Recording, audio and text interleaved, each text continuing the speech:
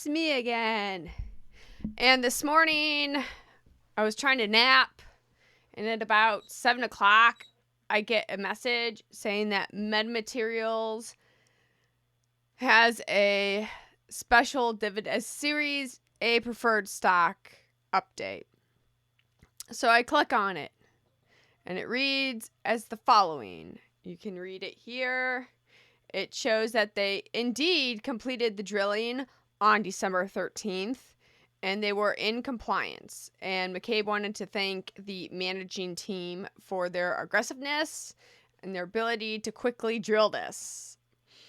I know I've stated in other videos and other people, like historically, it didn't take too long for Torchlight to drill their test wells. Some of the test wells they fracked. Some of them they put a liner in. Some of them they just went down a little bit and found some oil or found some gas and then stopped there. Will you see results of this drilling? The answer to that can be no, because University Lands actually has a confidentiality clause with their wells, and you might wait to see 6 months before you see something filed, either with University Lands and or the Texas Railroad Commission. If you check on Texas Railroad Commission, you will find that all of their previous well drillings, they don't get into much specifics. They'll say they encountered oil, but they don't release any of their flowback test results. But if you go to other PR sources, they will talk about their flowback test results. So I find that very interesting. Okay, so this says that McCabe is very excited. It also tells us that they're ready to move into the process of the spin out. And a lot of people are freaking out still. But remember, we've talked about this. Spin out, the assets can go to another company. They're being spun off from Meta to this other company. And we know that McCabe and Berta wanted a non-taxable event. And one of the ways you can do that is a spin out. What does this mean for you? If this is a VC does the financing, like EIG, they can issue a share repurchase, equity repurchase, or call those preferred shares back. They call them back, and then they give you the dividend money for that. That also eliminates the MMTLP and or preferred shares off the Torchlight books for good. If there's a callback, that's how they're eliminated.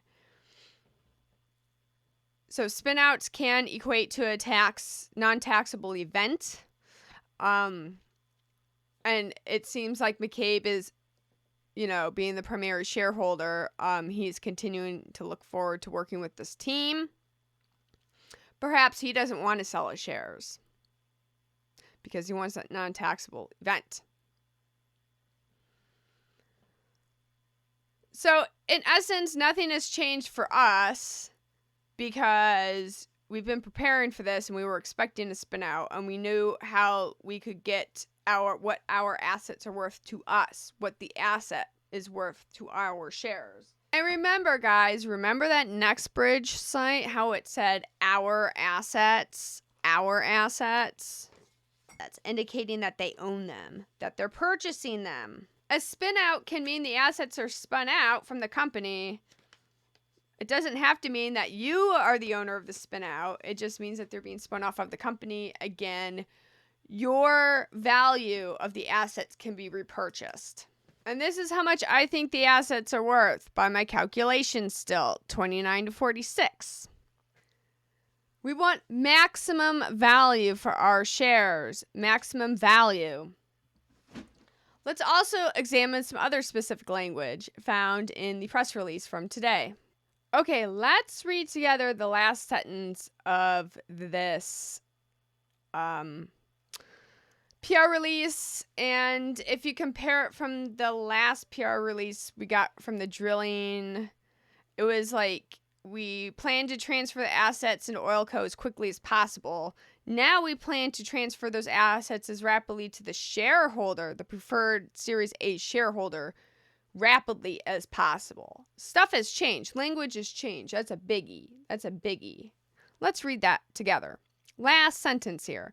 Meta currently plans to complete the spin-out of Oilco, that's a private holdings company, as quickly as it can, with a target date of March 22, subject compliance with all legal processes and all parties involved.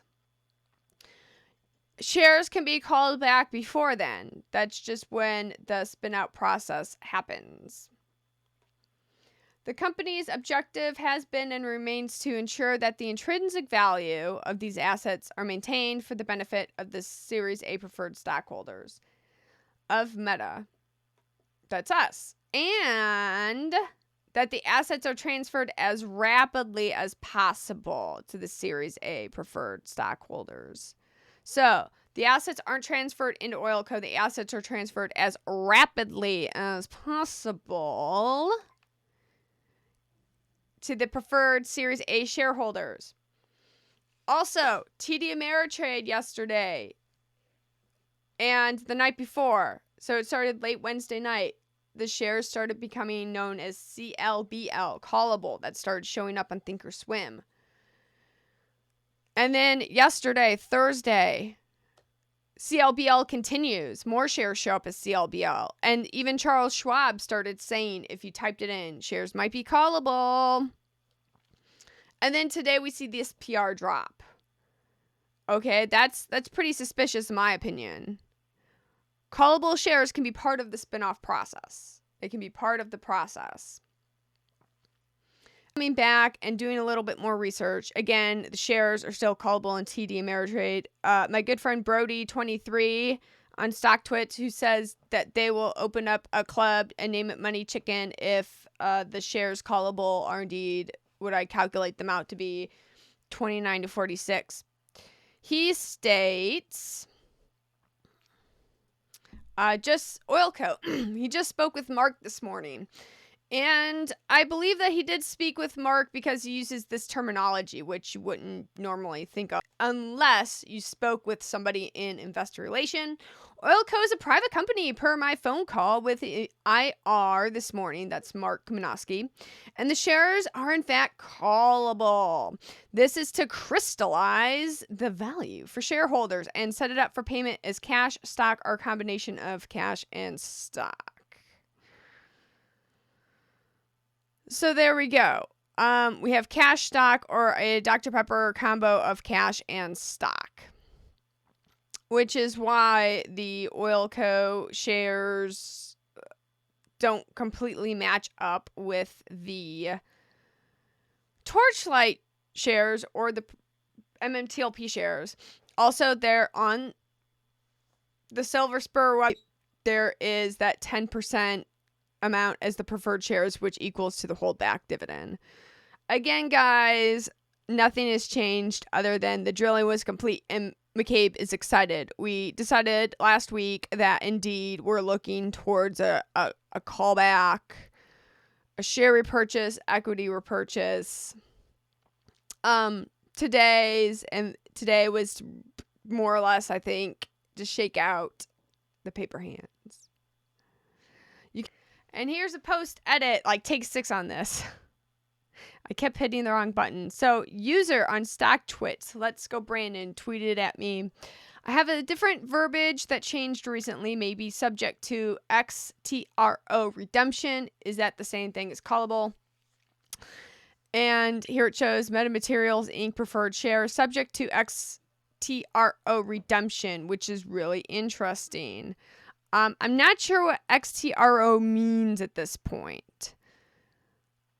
Is this the company or is this some other nomenclature? I will further look into this, but this is way more specific than just saying callable.